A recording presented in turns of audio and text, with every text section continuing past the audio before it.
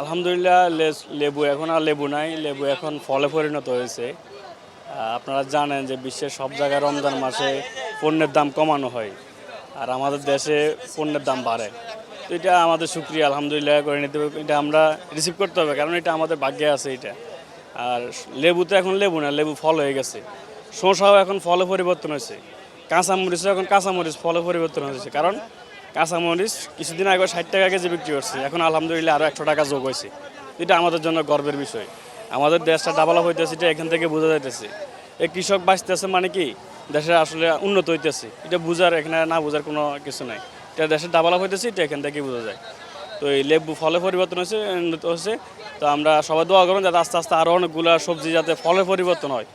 আর ফলগুলো এই বছর হচ্ছে আপনার তরমুজ না থাকার কারণে ফলের দাম তো আপনার আকাশ ছোঁয়া। এটা মানে সাধারণ মানুষ, একজন রিক্সা চালক অথবা আপনার একজন মধ্যবিত্ত ফ্যামিলির মানুষ যে আপনার একটা ফল কিনে খাবে, বা একটা সাধারণ যে একটা লেবুর শরবতটা নিয়ে যে তৃপ্তি নিয়ে একটা ইফতারটা করবে, তার কাছে এখন বর্তমানে ওই সিজনটা এখন বর্তমানে নাই বাজারে।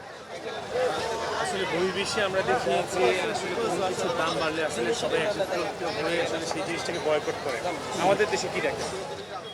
আমাদের গত বছর মোটামুটি একটা কন্ট্রোলে ছিল, কিন্তু এবছর এটা কোনো কন্ট্রোলে নাই। এখনও কিন্তু প্রশাসন কোনো এটা নিচ্ছে না।